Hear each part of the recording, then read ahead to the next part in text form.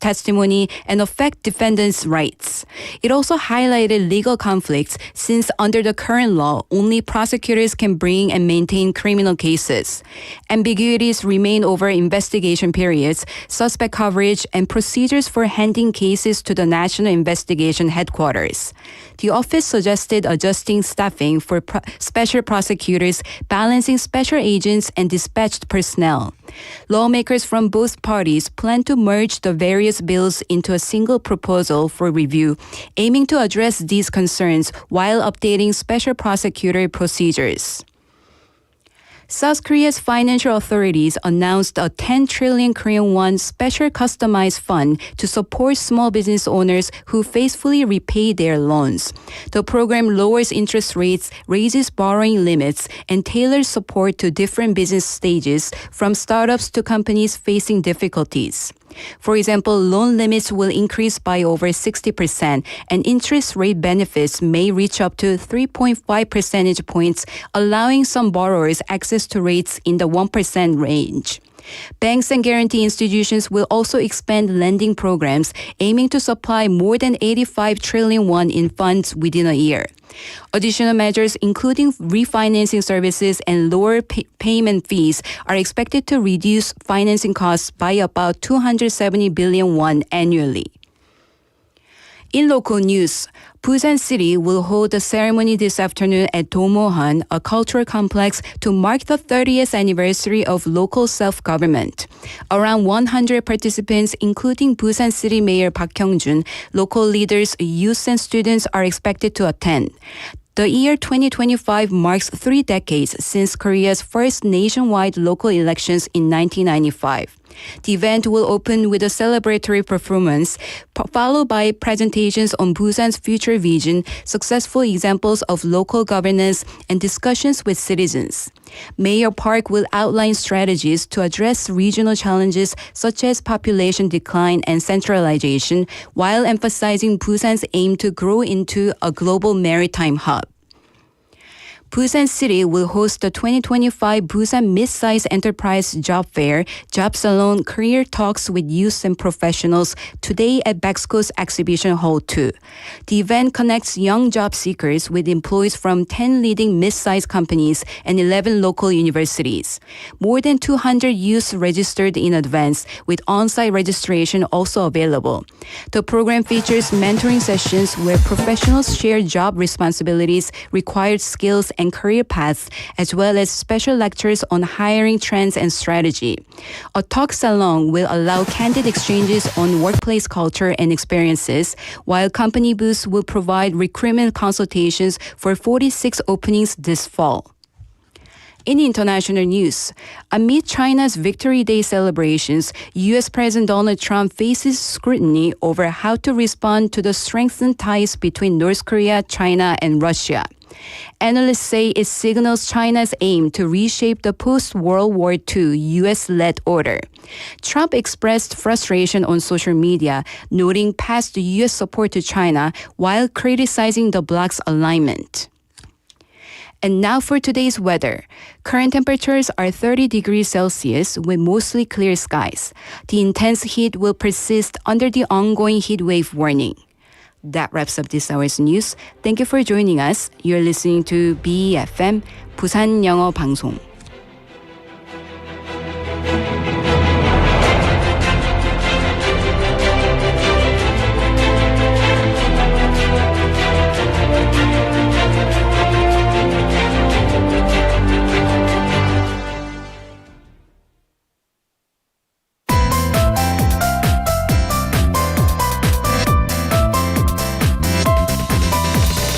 Your best choice. BEFM, 부산영어방송.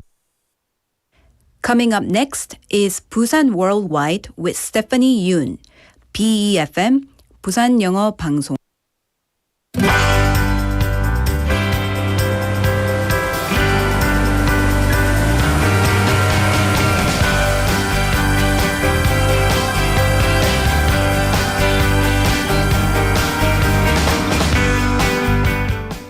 Good morning and welcome to Busan Worldwide. Laughter is a universal language that connects people everywhere. 네, 우리가 매일 즐기는 웃음은 세계를 하나로 묶는 힘이 있습니다. A single joke may be understood differently depending on culture or language, but the joy and positive energy of laughter are the same across the world. Just as K-pop and K-dramas have captured global audiences, K-comedy is also making its mark. The group Ongaos broke language barriers with mime and physical comedy, earning great success on London's West End, and Korea's leading comedy program has even partnered with Japan's top comedy agency, creating a special Korea-Japan showcase that really opened new doors for cultural exchange. Now, the Busan International Comedy Festival stands alongside major comedy festivals, and each year, comedians from around the world come to Busan to share their humor and create new stages together. While laughter transcends language, it connects hearts directly. Well, this is Busan Worldwide, and I'm your host, Stephanie Yoon.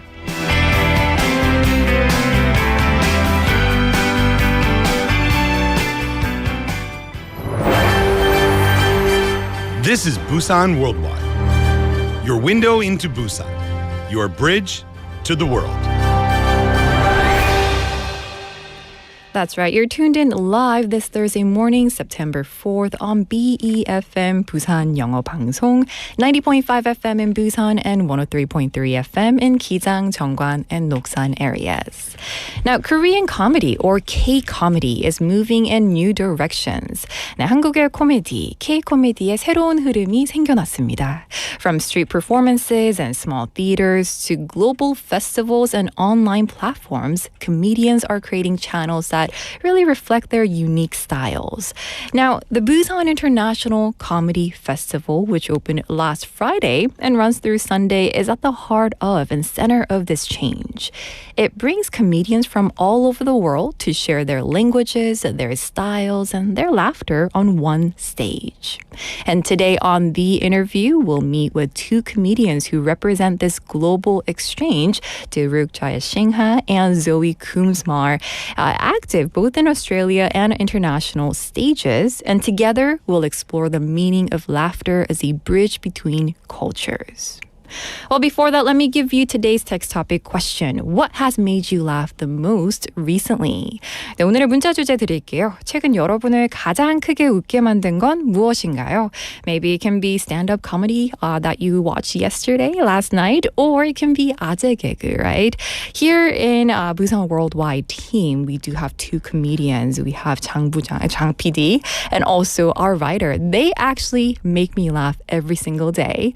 And also, our guests, two in the studio, they already made me laugh a lot today. So I'm quite excited for today's interview, so stay tuned. We have a lot of messages coming in. We have Benny님, Honshin님, rainy Thursday. Oh, is it raining right now? No, I didn't see it on the way in, but I'm going to have to check after. We also have Benny님 TV Jerry님 saying, wow, it is very worldwide today. And 사랑니 요정님 saying, wow, I'm so excited for the interview. Me too. Well, continue to stay tuned with us from Busan to the world. This is Busan Worldwide.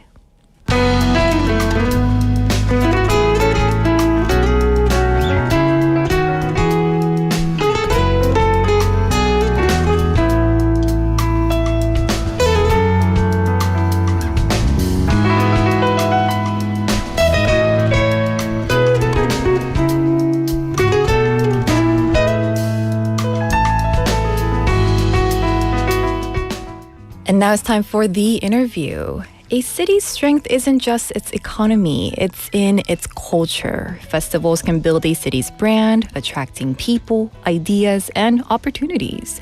And Busan is becoming a global hub where comedians from around the world meet, share, and create. At the Busan International Comedy Festival, performers exchange stories and bring laughter to the city. So today, we're joined by Australian comedians Dilruk jayasinha and Zoe Coombs marr to discuss how laughter crosses borders. 네, 한 도시의 힘은 경제뿐 아니라 문화적 교류에서도 나타납니다. 오늘 인터뷰에선 호주 코미디언 두 분과 함께 웃음이 어떻게 국경을 넘어서 사람들을 하나로 연결하는지 이야기 나눠보겠습니다. Hello and welcome. Thanks for having us. Hi. Right, can you say hello to our Korean fans, right? And for those who haven't met you yet, can you maybe describe yourself in one sentence? How would you do it? Oh my God. In one sentence, I would say I'm a giggly idiot. That was 2 words. That was good. I would, if I had to do it in one sentence, I'd say, "Can I have another sentence, please?" Oh, no. But I suppose, I'm like a, I don't know, confusing meta ADHD whirlwind, but a goof Yeah. as well. I actually saw both of that from both of you, actually. I love that. I love that. Well, let's talk about... You're saying you saw me as an idiot. I Yeah, appreciate no, that. it's not good. nice do one, broadcast Stephanie. in a good way? In a good way? We're both professional In a good idiots, way? I think. Yeah, Yes, we're allowed to say professional, that. indeed. Now, you've been praised as one of the most energetic and joyful comedians out there. And we hear you've been active not just in stand-up, but also TV shows and films. So what kind of topics do you usually use to make people laugh in Australia and here in Korea? So I feel like I am obsessed with myself. And it's a very annoying trait to have as a human being in everyday life, but I found a way to make it a career. Okay. Giggling So- narcissist? A giggling narcissist. Like I jokingly say I'm an egomaniac, but I love that about myself. Like, but I basically all my material is stories from my life, because I'm just so fascinated by me and like some of the because I like they say ignorance is bliss, and it's true because I can see myself doing things that aren't good for me or smart decisions. I'm watching myself do it going, why are you doing this? And I like sitting down trying to figure out where is this, if it's say a sabotage kind of mentality, I'm like, where is that coming from? And I like exploring it that way. So my material tends to be around topics like my physical health and things that are going bad in that way, or my mental well-being. I just basically found a way to figure myself out through telling jokes. Okay. Can you tell us more? So you're Sri Lankan, Yes. right? And I was kind of stalking you. You were that's an fair. Get in. accountant, Yes. and then you became a comedian. Tell us a little bit more. Yeah, so I was working at one of the big accounting firms. I think I can say that. Yeah. It starts with the K, ends with the G. Okay. Could be any of the companies, right, firms. And that was why I went from Sri Lanka to Australia, is to study accounting and finance. I got the degree, got what I would, quote unquote, was my dream job, to be in a big accounting firm. And then 6 months into it, they fired me. Oh. Because I was not good at it. Because I kept talking that's about brutal. myself. That's brutal. And I remember feeling like, it was devastating because obviously my parents spent a lot of money to send me to Australia to study, and I was this, high, like top grade achieving student in Sri Lanka, and then At least you knew exactly how much money, right? Yeah. And I was able to You could put it in a eventually deduct it. spreadsheet, yeah. But I think it was a devastating blow to suddenly be told, this dream or this whole mission that I was on was over or wasn't suited for me. And then I thought, okay, well, I did that job purely for money. What if I went the other way around? What if I had all the money in the world and I won the lottery ticket and, bought a mansion and the Ferrari and stuff? What would I do with my day to day? And I remember thinking, I'd always wanted to try stand-up comedy, so I'll give that a go. And I did it, and I was not good, but I really enjoyed everything that led up to the performance. My first ever performance, I had no laughs, but I loved coming up with ideas and thinking of it, and it was very exhilarating.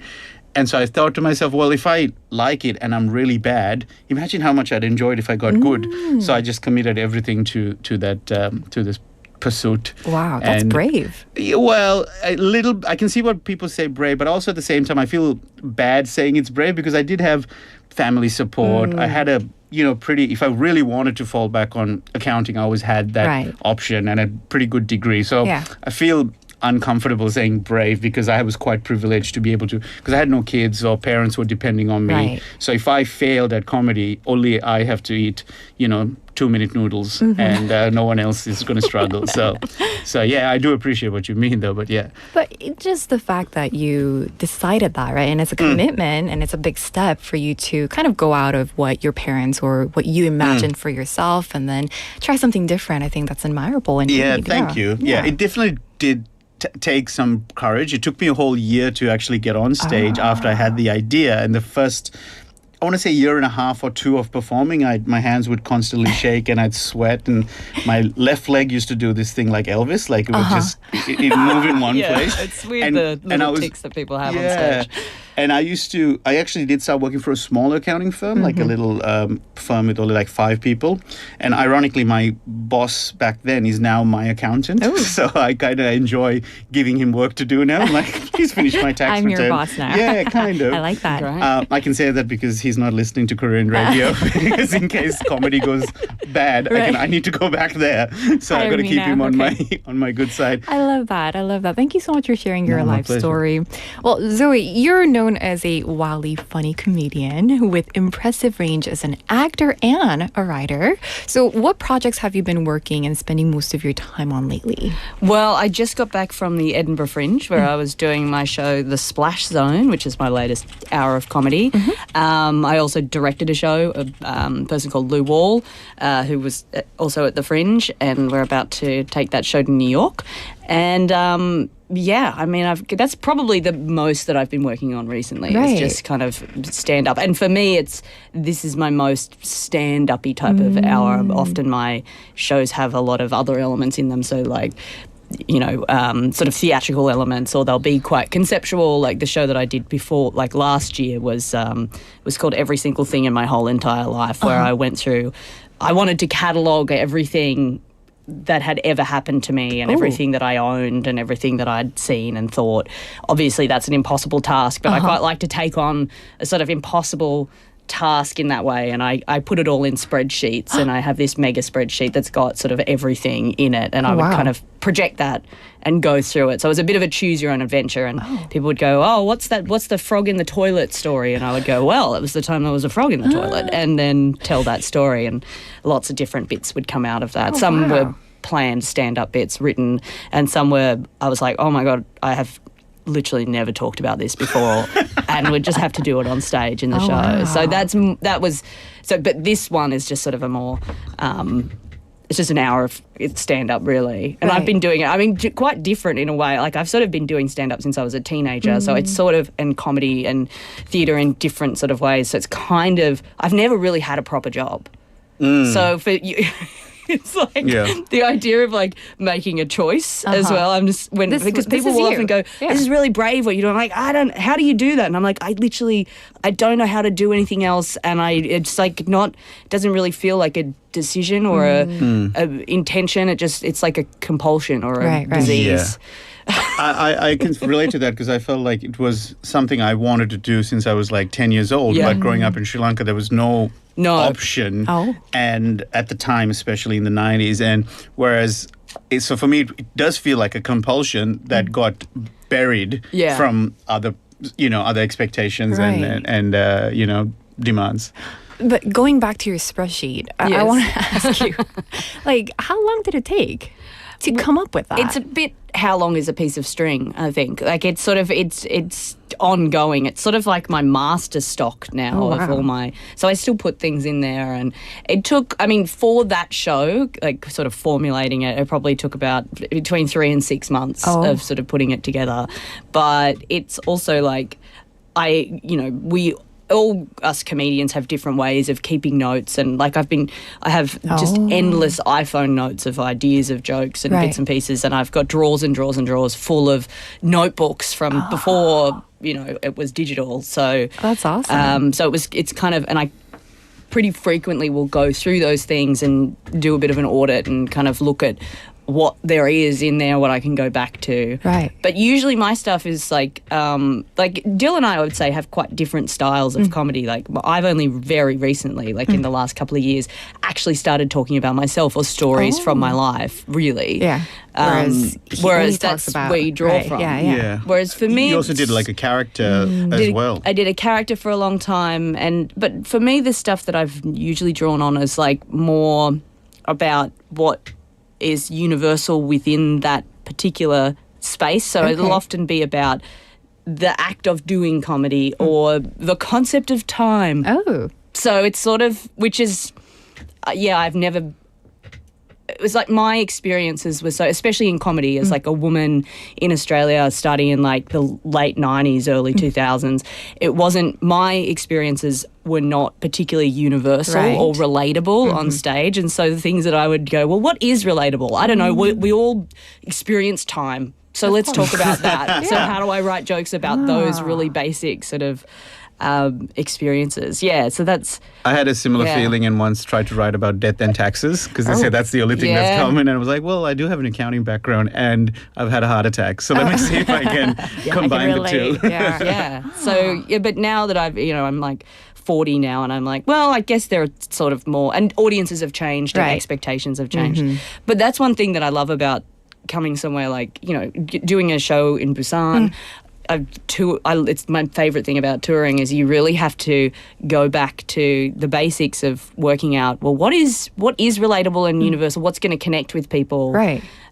Because the sort of the more specific, I guess, references are not always going to work in the same way. It's different. It's good. So then let's talk about Busan International Comedy Festival. This is your second time coming to Busan for this festival, I believe, right? Not us. The Melbourne Comedy Festival has come. Okay. Yeah. So then this is your first time coming This is our first time. Both of us in South Korea ever. Welcome to Busan. Welcome to Korea. Loving it. So how has it been? I know that you had the performance last night. How was it? Tell us all about it.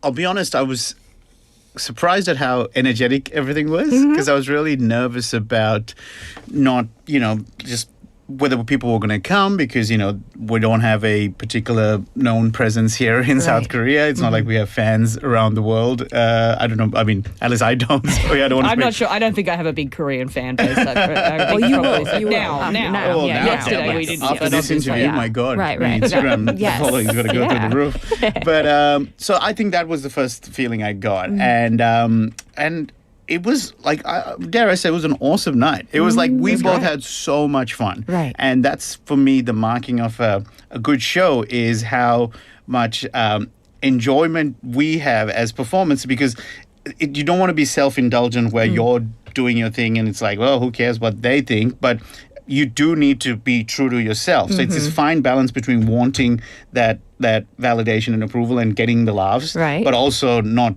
betraying who your authentic self is. Right. And yesterday felt like, oh yeah, you got to do a very Zoe Coombs marr performance and I got to do a very Dilruk jayasinha performance without having to change too much. So I thought that for me was what I felt like I took away from last night. That's amazing. Yeah, and the audience was great, really warm, really fun. And we're also performing with local comedians opening. So last night we had Anu who was great. And tonight we've got Yutsu. Oh. And it's really great as well to get to see other comics in that other rooms. I mean, I just like...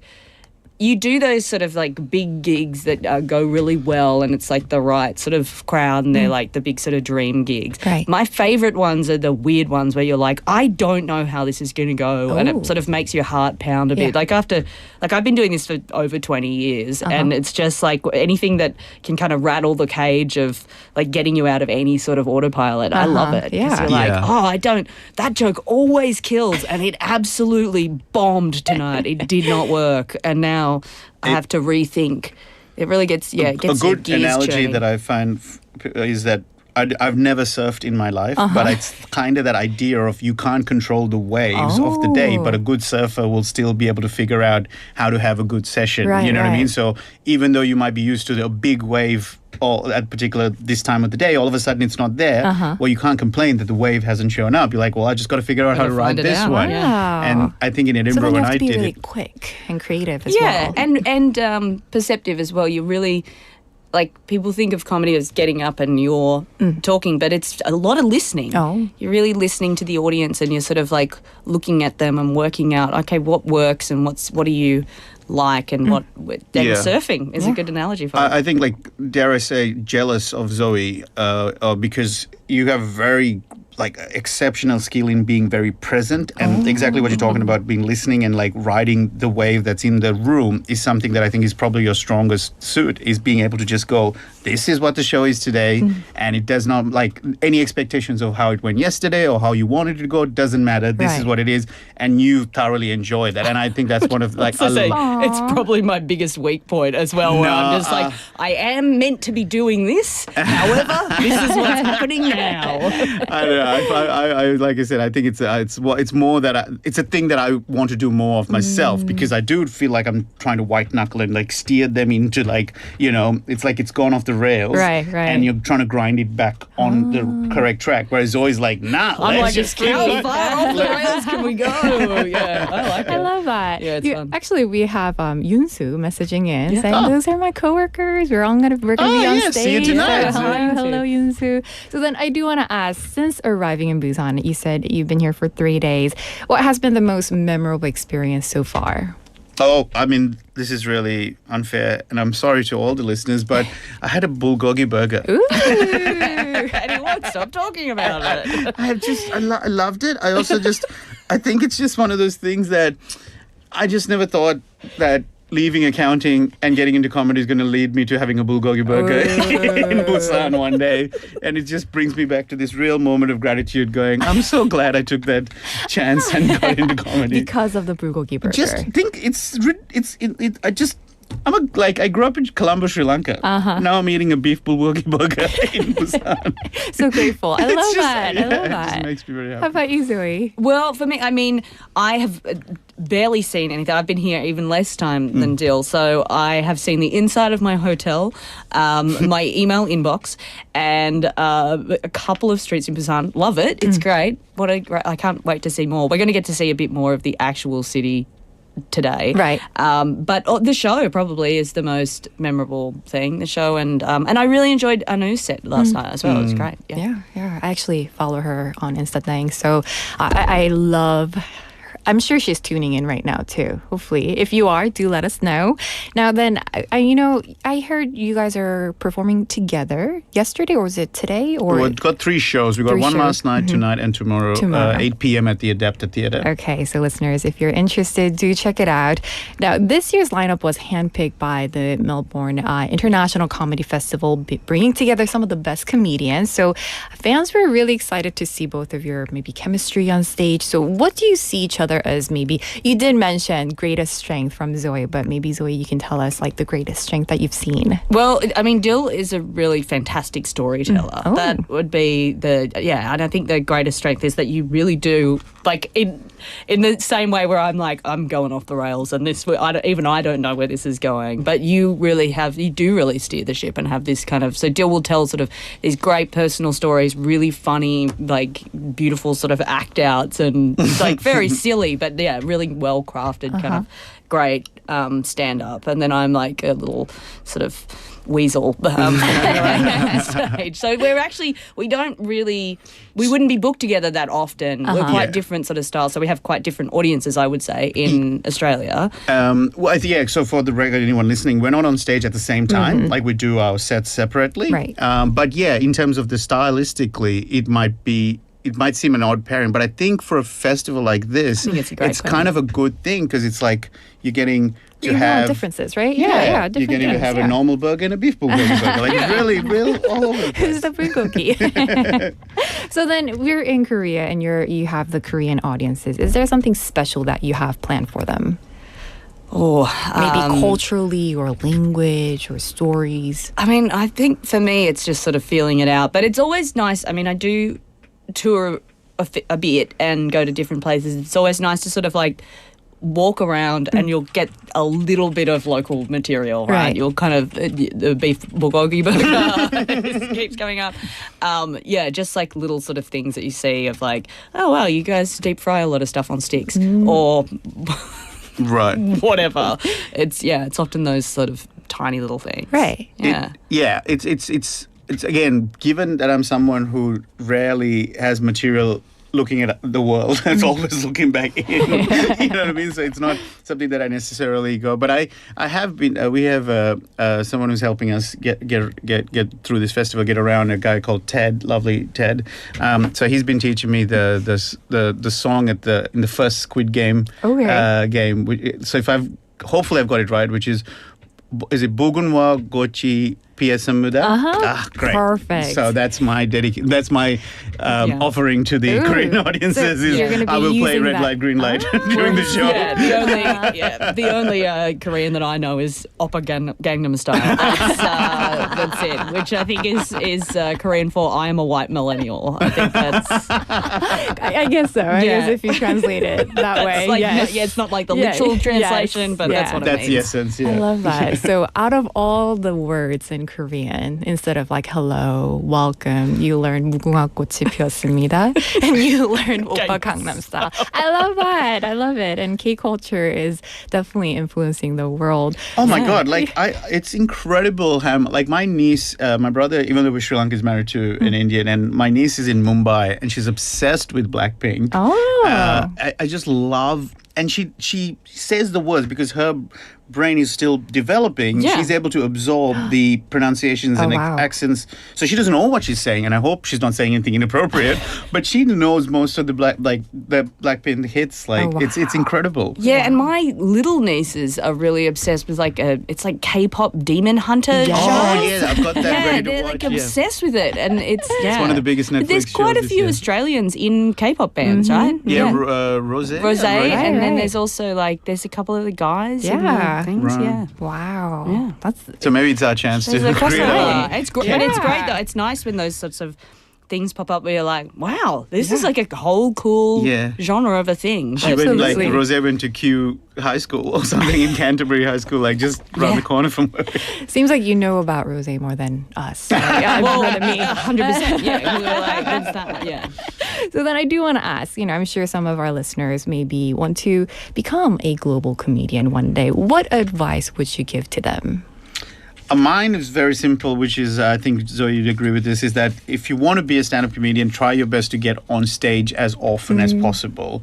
And again, to use another analogy, is if you want to be a good swimmer, you can worry about your diet and you're going to the gym and sleeping well. But if you're not jumping in the pool and swimming, you're not going to get better as a swimmer. So, somewhere just look up, Google, maybe set up your own show. Sometimes, many new comedians might not be able to get booked on the existing show, so they just find a venue that they can, have a deal with and then do an open mic night. Right. So just performing, creating, and also being okay with being bad, just learning to be okay with failing. So then how do you deal with that? How do I deal with failing? Yeah.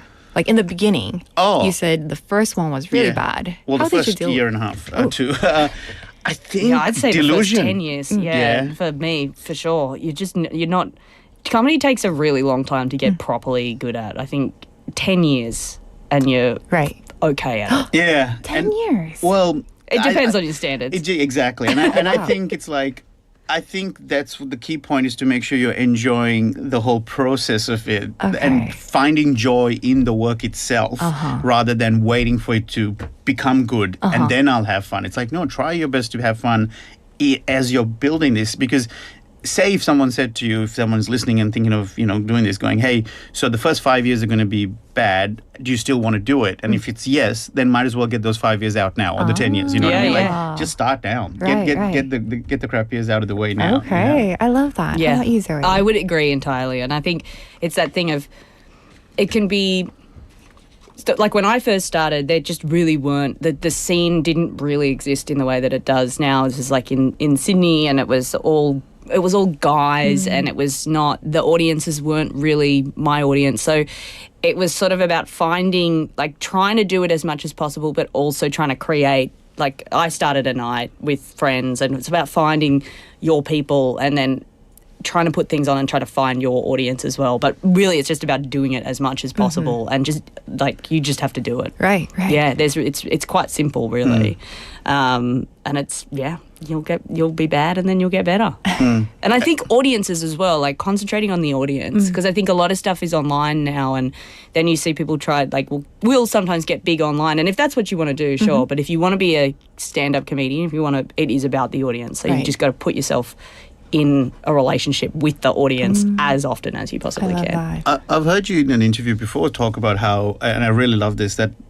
with stand-up, the audience is like the last piece of the puzzle, which is quite unlike most other art forms. Like, you can create a painting and no one needs to see it and it can still be great art. Whereas with stand-up, without the audience, the art almost doesn't exist. So you have to... Yeah, they're the paint, they're the canvas. Yeah. They're like, that is the tool that you're using as the audience. So it's like, it just is not possible without them. So it is really, that's the thing that you should be aiming for. However you can, find your audience and be with them. Yeah. And it's also, a relationship. Yeah. And also, like, preserving your authentic viewpoint or sensibilities is, I think, really paramount to that thing about enjoying the process. Because if you're doing a version of comedy that you don't particularly enjoy, then and if it becomes successful, it's almost a prison that you're trapped in, that you feel like you have to keep going towards that, even though you don't like doing it. I think in analogies, for me, I think of it as like, if I was a chef, I want to cook meals that I'll enjoy eating, even if no one else ends up eating it. Yeah. So and even if it's like, oh, well, I don't like it. Someone says, well, we don't like this. I'm like, well, cool. I'll just keep finding people who do enjoy it. In the meantime, I'll just keep finishing the leftovers because I thought it's awesome. Like, so being able to be honest with what you find funny and interesting and wanting to serve that to the world, and hoping that enough people find it enjoyable to make a career out of it. But I won't want to compromise on what I have to eat just because I think this is going to be more popular, so I better serve that. So you got to be real, a balance as well. Real, but also you need to connect with the audience, and I think that's what makes that's the beauty of stand-up comedy. But that's what makes it so difficult as well. But thank you so much for your advice, and I'm sure some of our listeners are tuning in, thinking, "Wow, we're going to look out for you, and so you better make sure that tonight all this comes into play." Very excited for tonight, and that's going to do it for today's The Interview with Dilruk, jayasinha, and Zoe Coombs here in the studio. Thank you so much today. Absolute pleasure. Thank you for having us. Thanks for having us. All right. And with that, let's take a quick song break. This is Smashing Pumpkins with 1979.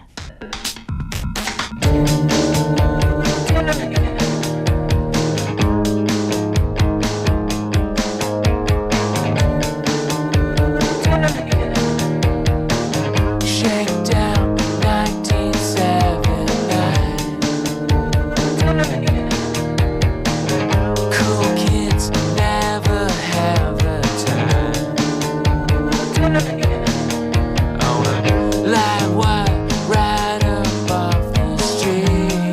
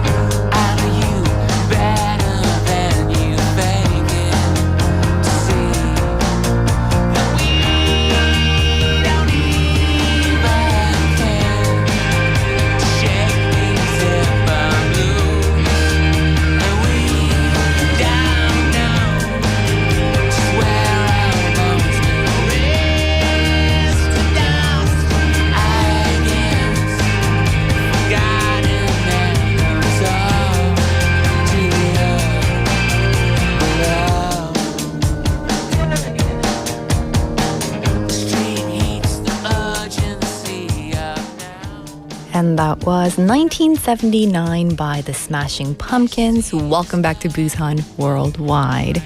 Now, we just had the interview with two comedians from Australia here in the studio. And with Busan International Comedy Festival, they are continuing on English stand-up comedies tonight and tomorrow as well. We have 정윤수님 messaging in. 놓치지 마세요라고 보내주셨는데요. 광안리 어댑터 시어터에서 한다고 합니다. So definitely, if you're interested, do check it out. We have 사랑니 요정님 messaging in. 특별 출연은 Stay Funny라고 하네요. I guess that's going to be my new nickname, but I like to do a lot of things, but comedy is, I'm not very confident. But thank you so much for encouraging me in that way. A lot of messages coming in saying they're laughing together, listening to the show, the interview as well. And we have Jin Lee-님 answering our text topic question of the day. What has made you laugh the most recently? 네, 최근 여러분을 가장 크게 웃게 만든 건 무엇인가요? 였는데 진리님 saying 매일매일 재미있는 순간 천국이죠 라고 해주셨는데요. Oh, that's amazing. I love that. You know, we hear this a lot, right? Laughter brings health and it keeps you healthy, which is amazing to hear that you laugh all the time. And we have TV Jerry님. 스테파니 기빨린 것 같아요. I think so, a little bit, just a little bit, but it was very enjoyable. I'm gonna be honest. And we have Dennis님 and 박지원님 messaging in saying just so funny. I agree. 사랑대우님 messaging in as well. Good morning, Stephanie and everyone. Happy Thursday.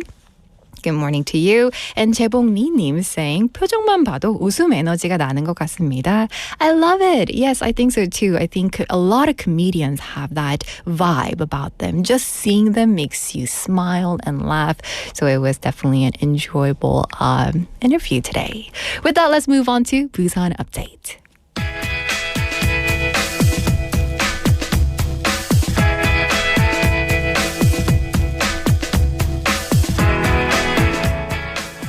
And now it's time for Busan Update. The 2025 Busan International Medical Tourism Convention will open tomorrow for 2 days at Bexco Exhibition Center 1 in Haeundae. 내일부터 국내 최대 규모의 의료관광 박람회가 이틀 동안 해운대 백스코 제1전시장에서 열립니다. The exhibition is divided into 3 sections: medical institutions, wellness tourism, and related services. A total of 131 institutions and companies will run about 200 booths, joined by 77 overseas buyers from 14 countries. This year's convention is designed as a platform where citizens can experience medical and wellness content while businesses engage in global exchanges. During the same period, the Citizen Health Fair, Global Healthcare Week, and Healthy Baby Festival will be held at Bexco, offering visitors an even broader range of experiences.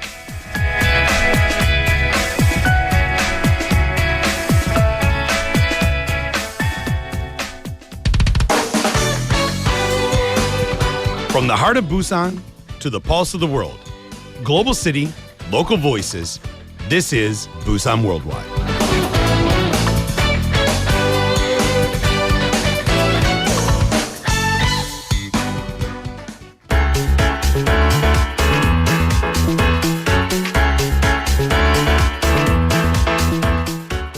And now it's time for Correspondent Reports. Today we're heading over to San Diego for the first time in the United States for the latest updates. It's a pleasure to welcome our correspondent 봉소연 joining us for the first time on Busan Worldwide.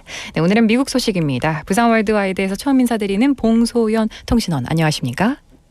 네, 안녕하세요. 미국 샌디에고 현지에서 봉소연입니다. 반갑습니다. 네, 반갑습니다. Welcome, welcome. So it is our new correspondent reporter based in San Diego. So it's a pleasure to have you. Well, let's jump into our first topic of the day. President Donald Trump has announced plans to deploy military forces to Chicago, Illinois to address crime. So can you give us more details? 네, 첫 번째 소식입니다. 트럼프 대통령이 미국 일리노이주 시카고에 군 병력을 투입해서 범죄를 해결하겠다고 예고했는데요. 이 소식 자세히 전해주시죠. 네, 미국 도널드 트럼프 행정부가 지난 6월에는 로스앤젤레스, 8월에는 워싱턴 DC에 이어서 시카고에도 군대 투입을 예고했습니다. 지난 8월 워싱턴에 주 방위군과 연방 요원 등을 투입해서 불법 이민자와 범죄자 또 노숙인 단속을 지원을 했었는데요. 이 방식을 시카고에도 동일하게 적용하겠다는 취지로 풀이됩니다. 트럼프 대통령은 노동절 연휴 직후 본인의 소셜미디어를 통해서 이 시카고의 치안 상황을 언급하면서 이 주장을 뒷받침했는데요. 지난 주말 시카고에서 적어도 54명이 총에 맞았고 또 8명이 숨졌다. 이전 주말도 이와 비슷하다고 말했습니다. 그렇군요. So the Trump administration has followed previous deployments to Los Angeles in June and Washington, D.C. in August by announcing troops will also be sent to Chicago. In Washington, the National Guard and federal agents supported crackdowns on undocumented immigrants, criminals, and homeless populations. The same approach is expected in Chicago, and President Trump cited recent shootings on social media, saying at least 54 people were shot and 8 killed this past weekend in Chicago, and the previous weekend was similar. Now, how has the governor of Illinois responded to President Trump's announcement? 이러한 트럼프 대통령의 군 투입 예고에 일리노이 주지사는 어떤 입장인가요? 네, 시카고가 속한 일리노이주의 제이비 프리츠커 주지사는 주정부의 동의 없이 병력을 배치한다면 이건 미국 병력에 의한 침공이라고 비난했습니다. 덧붙여서 트럼프의 군 투입에 대해서는 범죄와의 전쟁 외에도 다른 목적이 있다고 주장했는데요. 시카고 일리노이 주지사는 민주당 소속이죠. 그래서 이 트럼프 대통령이 2026년 중간 선거에서 영향력을 행사하는 데 목적이 있다고도 주장했습니다. 그렇군요. 정치적 배경까지 포함된 문제군요. So Governor Pritzker actually criticized the plan, saying that deploying troops without state consent would be an invasion by U.S. forces.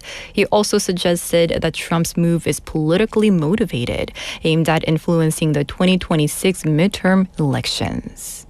With that, let's move on to our second topic. Since August 29th, the U.S. has ended tax exemptions for small parcels valued under $800. So what's the latest on this?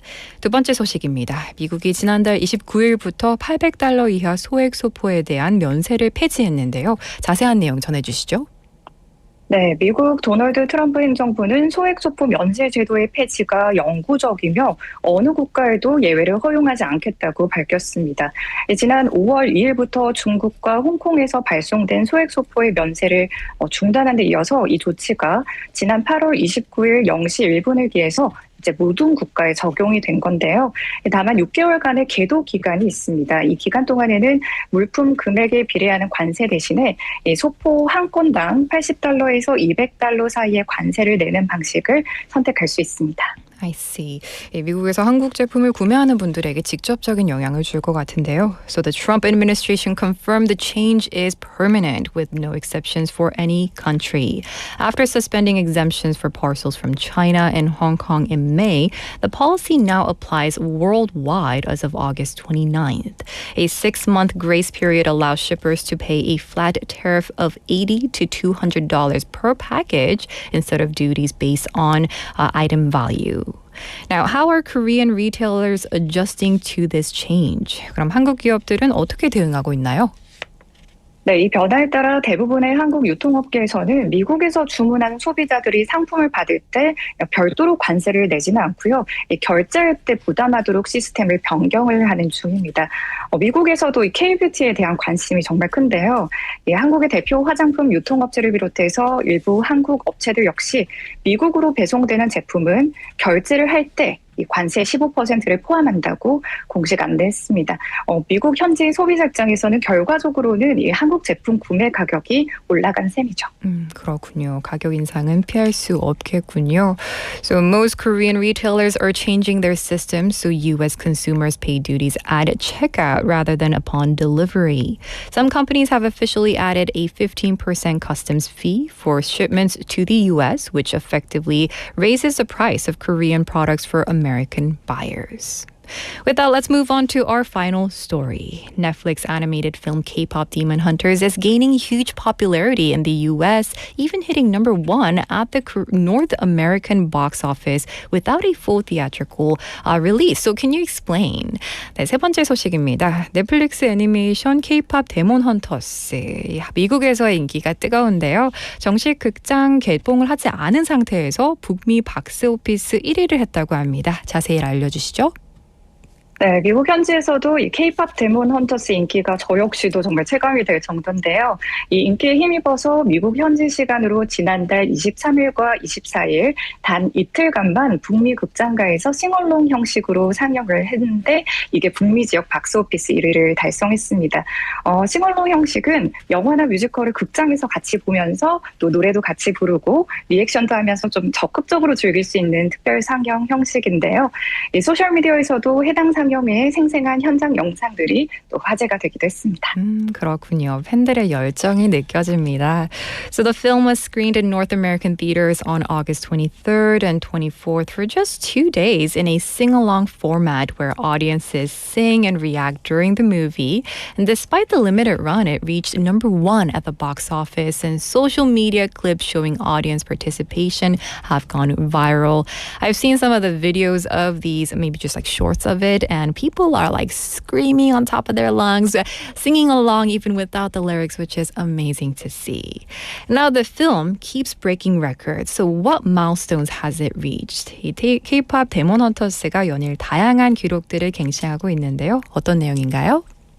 네, 영화 노래들도 여전히 뜨거운 인기인데요. 메인 OST인 골든이 미국 빌보드 차트 핫 100에서 통산 3주째 1위에 올랐습니다. 또 해당 OTT의 영화 쇼 부문 통합해서 역대 흥행 콘텐츠 1위를 달성했는데요. 그 무궁화 꽃이 피었습니다. 오징어 게임 시즌 1의 기록을 깨면서 이 순위를 뒤집은 거라고 합니다. 그렇군요. So the main soundtrack Golden has topped the US Billboard Hot 100 for 3 weeks, and on its streaming platform, the film is now the most watched content of all time across movies and shows, surpassing even Squid Game Season 1 and the song as well. Well, that's going to do it for today's update coming from the US. 네, 오늘 미국 소식 전해주셔서 감사합니다. 네, 감사합니다. 지금까지 미국 샌디에고에서 봉소연 통신원이었습니다. All right, and that was it for today's updates coming from the US. And that's our new reporter that you will continue to see. Lovely to see her. Now, before we wrap up, I do want to let you know what we have going on tomorrow. So tomorrow on Busan Worldwide, our guest on the interview will be Kim Ki-ok, Director of Youth Industry Academia Cooperation at Busan City. As we know, Busan was chosen as the host city for the 2026 World Library and Information Congress, beating 13 other cities. So we're going to be talking about what made Busan stand out to the judges and what hosting this major international event means for the city. So if you want to check that out, do tune in tomorrow at 11:05 a.m. Now, today we have been talking a lot about Squid Games, 무궁화 꽃이 피었습니다, but more about Demon Hunters. So we're definitely going to have to wrap up today with Soda Pop by Saja Boys, which is from K-pop Demon Hunters OST or soundtrack as well. This program was produced by Chang Hyun-jun and Park Ji-won, written by Jae-yeon-hwa, and I've been your host, Stephanie Yoon. Hope you enjoy the rest of your day. Bye-bye.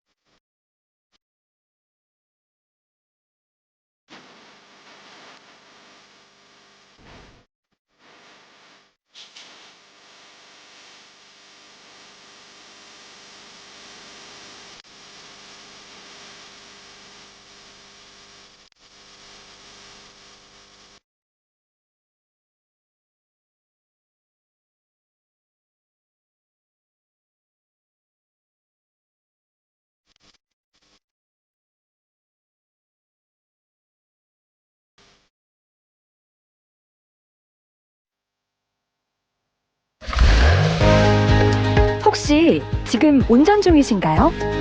어린이 교통사고 피해자 수는 지난 3년 평균 약 9만 명. 특히 어린이 보호구역 안전기준이 강화된 이후에도 어린이 보호구역 내 사고는 지속적으로 발생하고 있습니다. 스쿨존에서는 반드시 시속 30km 이하 서행,